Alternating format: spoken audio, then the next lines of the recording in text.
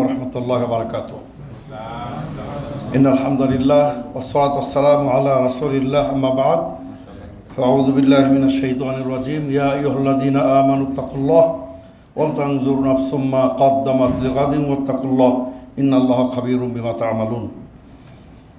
আলহামদুলিল্লাহ, আজকে নবগঠিত ও নবনির্বাচিত রিয়াদ মহানগর কমিটি কর্তৃক আয়োজিত আজকের অত্যন্ত গুরুত্বপূর্ণ মহতী অনুষ্ঠানের সম্মানিত সুযোগ্য সভাপতি, আপনাদের সকলে অত্যন্ত সুপরিচিত ব্যক্তিত্ব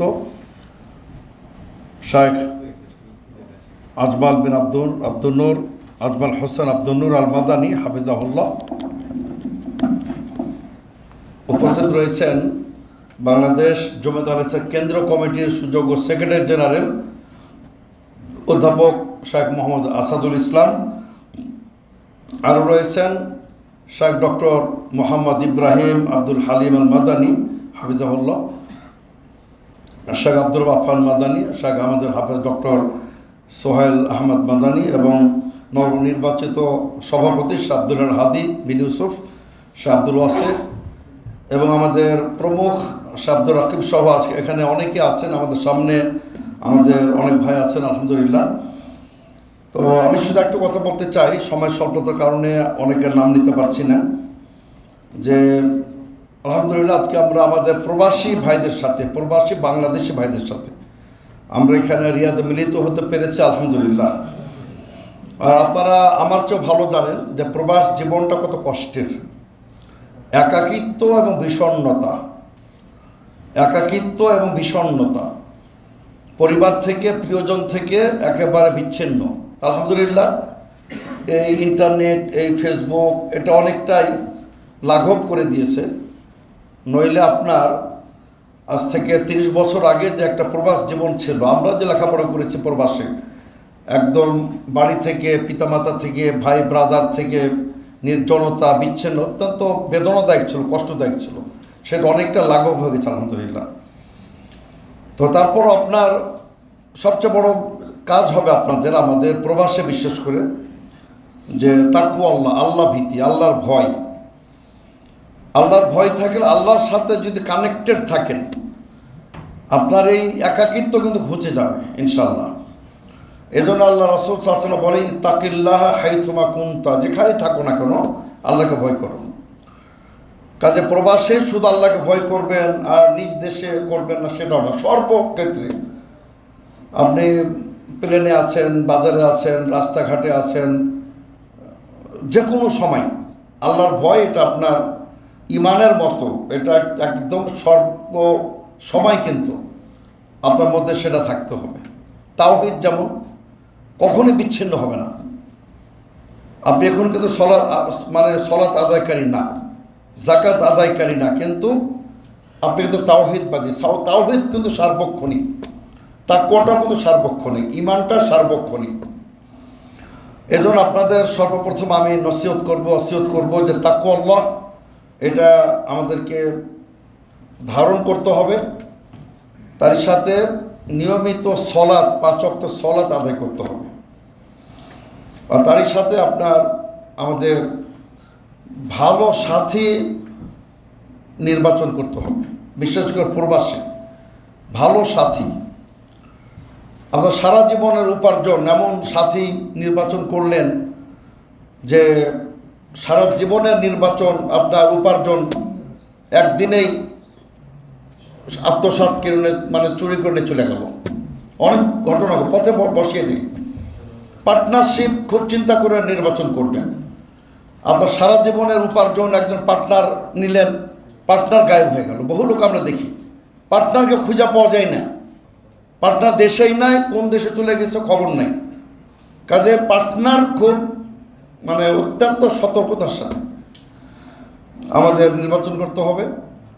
আর আরেকটি যেটা সবচেয়ে বড় বিষয়, যেহেতু এখানে আপনারা এসেছেন কিছু পরিবারের জন্য, তাদের দুনিয়ার উপার্জন, আপনার ভবিষ্যৎ, আল্লাহ কিন্তু সে কথাই বলছেন, যেটা আমি পড়েছি আয়াতে কারিমে। আল্লাহ বলছে আল্লাহকে ভয় করো, আগামী দিনের পাথেয় চিন্তা করো।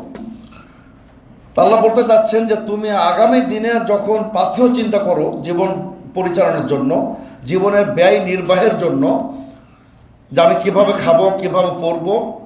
তো পরকালেও কিন্তু একটা বিশাল একটা তোমাদের গন্তব্য, ওই পাথেয়, ওই পর্যন্ত যাওয়ার জন্য পাথেয় তোমাকে সংগ্রহ করতে হবে। তো এই জন্য আপনাদের এই জাতীয় মারাকিজুল ইসলামিয়া, ইসলামিক সেন্টারগুলোতে আপনাদের সময় দিতে হবে। এতে কী লাভ হবে? আপনি দিন শিখতে পারবেন, আপনার ইমানটা শক্তিশালী হবে, আল্লাহ তো রাসূলের সাথে আপনার কানেক্টিভিটি থাকবে, আপনার একটা সুসম্পর্ক থাকবে। আর এখান থেকে আপনার অনেক কিছু আপনি শিখতে পারবেন। আমরা অনেকের কথা জানি আলহামদুলিল্লাহ, যে আমাদের কিছু দায়ী ভাইদের আলোচনা শুনে শুনে শুনে তারাই এখন মাঠ পর্যায়ের দায়ী হয়ে গেছে আলহামদুলিল্লাহ। এটা কিন্তু বিশাল ব্যাপার যে তারা ছিলেন সাধারণ শিক্ষিত, জেনারেল শিক্ষিত, কিন্তু এই ইসলামিক দাওয়াত সেন্টারগুলিতে আসতে আসতে আলোচনা শুনতে শুনতে আলহামদুলিল্লাহ তারা নিজেরা দায়ী আলহামদুলিল্লাহ। তো আমি কথা বলতে চাই যে আপনারা এখানে আসবেন, আর বিশেষ করে এখানে আপনার যদি না আসেন তাহলে এই সংগঠনটি, বিশেষ করে প্রবাস শাখা, এর কাজ কি হবে, কাদেরকে নিয়ে? অবশ্যই আপনার এটার মূল টার্গেট যে প্রবাসী ভাইদের, প্রবাসী বাংলাদেশিদের আকীদার বিশুদ্ধকরণ। তার কারণ আপনারা জানেন যে বাংলাদেশের সবচেয়ে বড় সংকট আকীদার সংকট। আমরা বলি তাওহীদি জনতা, কিন্তু সব অধিকাংশই ওয়ামা ইউমিনু আকসারুহুম বিল্লাহি ইল্লা ওয়াহুম মুশরিকুন, আল্লাহ যেটা বলছেন অধিকাংশই নামে মুসলিম, কাজে তারা মুশরিক। তো এই জন্য আমাদের প্রবাসী ভাইদের, বাংলাদেশিদের ঈমান, আকীদা, তাওহীদ, নৈতিকতা, মুআমালাত, আচরণ সব কিছুকে পরিশুদ্ধ কিতাব ও সুন্নাহর আলোকে তাদেরকে শিক্ষা দিতে হবে। তো এটাই কিন্তু আমাদের এই সংগঠনের মূল কাজ। তা আলহামদুলিল্লাহ সে লক্ষ্যেই কিন্তু এখানে আমরা এসেছি, আপনারা এসেছেন। আমাদের এই সংগঠন কিন্তু আমাদের প্রবাসী ভাইদের আজকে একটা প্ল্যাটফর্মে আজকে আমাদের এখানে সমাবেত করেছে আলহামদুলিল্লাহ। আমরা পারস্পরিক পরিচিত হচ্ছে, দেখাশোনা হচ্ছে, খোঁজ খবর নিচ্ছি। তো এটা কিন্তু বিশেষ করে সংগঠনের কারণে কিন্তু আলহামদুলিল্লাহ। তো এখানে আমরা আহ্বান জানাবো যে সংগঠনকে ভালোবাসবেন, আর দেশে গিয়ে আপনি নিজে একজন দায়ী হবেন ইনশাআল্লাহ। নিজে একজন দায়ী হতে হবে। তার কারণ আপনি জানেন যে আমাদের দেশের যারা তথাকথিত আলেম, ওলামা, শায়েখ, মাসাই, পীর, বিভিন্ন নামে তারা পরিচিতি পায়, কিন্তু ওদের দ্বারা ইল্লা মাশাআল্লাহ বাংলাদেশ ওলামা ব্যতিরিকে নবী রাসূলের যে মিশন ছিল এটা তাদের দ্বারা হবে না, এটা তাদের দ্বারা কল্পনা করা যায় না। তারা করবে গতানুগতিক, মা ওয়াজাদনা বা মা আলফাইনা আলাই আবা আনা, বাপদাদার সে চিরাচরিত প্রথার উপরই, আর বাইরে যাবে না। তাই জন্যই আপনারা বিশেষ করে রিয়াদে আছেন এবং নাজদের যে মোহাম্মদ আব্দুল ওয়াহাব রাহিমাহুল্লাহ তার যে তাজদিদি ইসলাহি সংশোধনমূলক তার যে দাওয়াত, এখান থেকে শিক্ষার উদ্বুদ্ধ হয়ে দেশে, আমি ইতিপূর্বে একাধিক বক্তব্যে বলেছি যে আপনারা নিজে গিয়ে একটি মসজিদ করার পরিকল্পনা করবেন। আর মসজিদ হলো আপনার দাওয়াতের সেন্টার, মার্কাজ, আলোকবর্তিকা। তো আমি আলোচনা দীর্ঘায়িত করব না, আপনারা এই সংগঠনের প্রতি দায়বদ্ধতা রাখবেন, কানেকশন রাখবেন। আর অবশ্যই একটি কথা আমি সেদিনও বলেছি যে যে কোনো সংগঠন পরিচালনা করতে হলে আর্থিক আপনার সচ্ছলতা প্রয়োজন। তো এটা দ্বারা কিন্তু আমাদের দেশের, আপনারই দেশের নাগরিকদের আমরা কিছু মানবতার সেবা করতে চাই। মনে করেন যে আপনার ত্রাণ বিতরণ করি আমরা, শীতার্ত মানুষ, বন্যার্ত মানুষ, ক্ষুধার্ত মানুষ, এতিম, বিধবা, আমরা তাদেরকে সহযোগিতা করতে চাই। রমজান মাসে কিছু প্যাকেজ আমরা দিয়ে থাকি, ইফতার দিয়ে থাকি, কুরবানির আপনার গরু বা আপনার কুরবানি জানোয়ার পশু আমরা দিয়ে থাকি, এর কিন্তু সব আপনাদের টাকায়। এবার আমরা আপনাদের অর্থে কিন্তু সারা বাংলাদেশের প্রত্যেকটা জেলায় শীত বস্ত্র বিতরণ করেছি আলহামদুলিল্লাহ, কম্বল বিতরণ করেছি। অনেকে বলছেন যে আপনারা আরও দিতেন। ইনশাল্লাহ আপনারা যত আমাদের পাশে দাঁড়াবেন আমরা তত আপনাদের ইনশাল্লাহ আমরা 1 টাকাও আমরা রাখবো না, সব আমরা পৌঁছে দেবো ইনশাল্লাহ।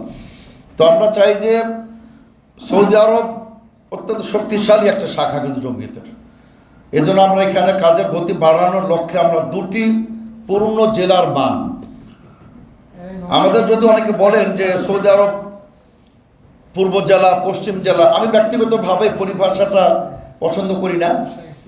তার কারণ যেহেতু একটা ডিস্ট্রিক্ট, একটা মনে করেন বাংলাদেশের যে প্রায় 15 গুণ বড়, এখানে আপনার একটা বাংলাদেশের জেলা নামটা, এই জন্য আমরা বলি সৌদি আরব পূর্বাঞ্চল পশ্চিমাঞ্চল, কাজের গতিকে বৃদ্ধির জন্য, এই গতিকে আরও বৃদ্ধির জন্য আলহামদুলিল্লাহ আমরা আবার একটা রিয়াদ মহানগর, আপনারা জানেন যে একটা প্রাণ, পুরো সৌদি আরবের কিন্তু একটা প্রাণ কিন্তু রিয়াদ মহানগর। তো এখানে আমরা যদি আমাদের দাওয়াতি কার্যক্রমকে বাড়াতে পারি, ইনশাল্লাহ এই সংগঠনের মাধ্যমে সৌদি সরকারের সাথেও আপনাদের সুসম্পর্ক হবে, সৌদি সরকারও ভালো ধারণা পোষণ করবেন এবং আপনাদের সুযোগ সুবিধা ইনশাল্লাহ এই সংগঠনের মাধ্যমে বর্ধিত হবে, যেটা এরা এখানে এসেছে দিনের দাওয়াতি কার্যক্রম করে। এখানে এরা চুরি ডাকাতি করে না, এরা এখানে ছিনতাই করে না, এরা আত্মসাৎ করে না, এরা তাকওয়াবান, পরেজগার, এরা নীতিবান। কাজে আপনাদের ব্যাপারে তাদের সুসম্পর্ক থাকবে ইনশাআল্লাহ। তো আমি আলোচনা দীর্ঘায়িত করব না, আপনারা প্রত্যেকেই মাশাআল্লাহ পেশাদার, বিভিন্ন কাজে নিয়োজিত আছেন, সকাল অফিস করতে হবে, আমাদেরও সফর আছে।